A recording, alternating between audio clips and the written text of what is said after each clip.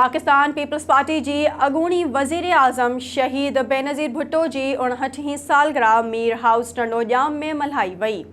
SS news के reporter करीम दाद थहीम मूजिब तकरीब में PP हैदराबाद बिहाड़ी के जनरल सेक्रेटरी मीर शेर मोहम्मद टालपुर, शरीफ कुरैशी, मीर खान मोहम्मद टालपुर, हाजी गुलाम अली गोपांग ऐं ॿियनि मोहतरमा बेनज़ीर भुट्टो जी सालगिरह जो केक काटियो।